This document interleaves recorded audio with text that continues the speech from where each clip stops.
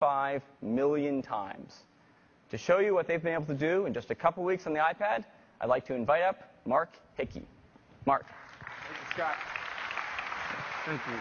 Good morning. Today, my colleague Bogdan and I are here to show you some amazing new gameplay mechanics that we've worked into our award-winning first-person shooter called Nova. So what's different about Nova on the iPad versus Nova on the iPhone or the iPod Touch? Well, when you hold the device in your hands, you'll see the display is just huge, which makes the game immensely fun to play. But the size also gives you a lot more flexibility when it comes to controlling the game. For example, I can slide the D-pad up and down the side of the screen. Or if I want to quickly access some firepower, I can drag the rocket launcher down next to the fire button. So with the controls set up how we like, take a look at the bottom left corner of the screen. We've added a mini-map, and you can stretch the mini-map out across the screen just by dragging the corner with your finger. When we do that, you'll notice that there's this red dot on the screen.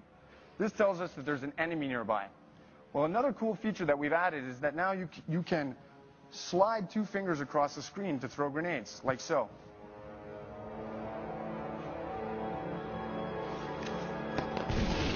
Nice shot. So the iPad gives us the ability to interact with the game world in ways that weren't really possible before. In order to open these airlocks, you physically apply 3 fingers to the control disk and turn your hand in order for the passage to open. Now, we all know that first-person shooters are about combat. So we designed a system that we're calling MTA, Multiple Target Acquisition. With the rocket launcher selected, you can drag a targeting box around a group of enemies and then fire on all of them simultaneously. Check it out.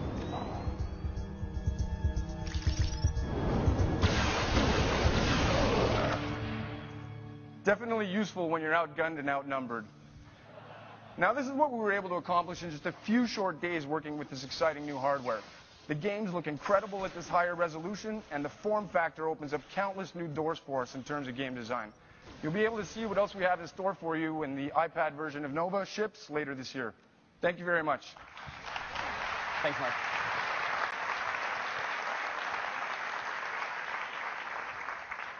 Great stuff.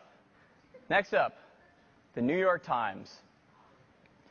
The New York Times has been publishing a newspaper for more than 150 years. It's commonly referred to as the paper of record, with a huge readership both nationally and internationally. It also produces one of the best web news sites in the world, and one of my favorites. To tell you about their plans for the iPad, I'd like to invite up Martin Nissenholtz. Martin. Thanks, Scott. It's great to be here today. I want to introduce my colleague Jennifer Brook, the interaction designer on this application, and Adam Kaplan, the engineer.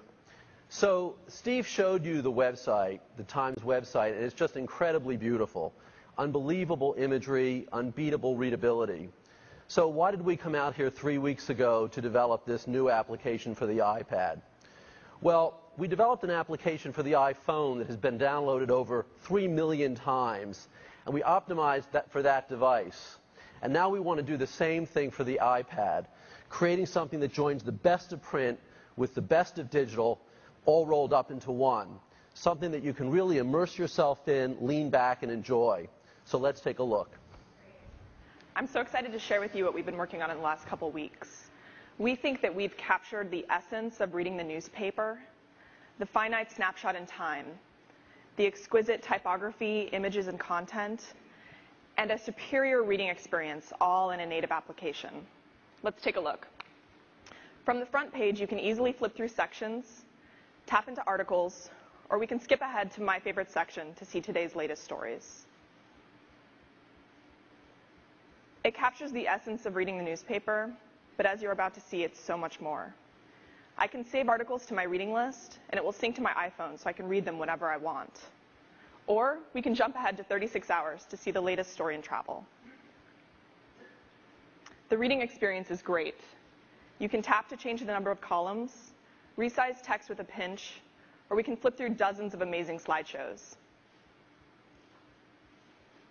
Let's jump to sports to see the latest coverage in the Olympics. It's an incredibly physical sport. In my opinion, skier cross athletes are some of the best skiers on the planet.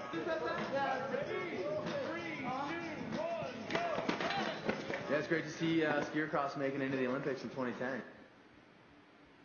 When you're done reading, simply turn on updates to get breaking news and latest stories in all sections.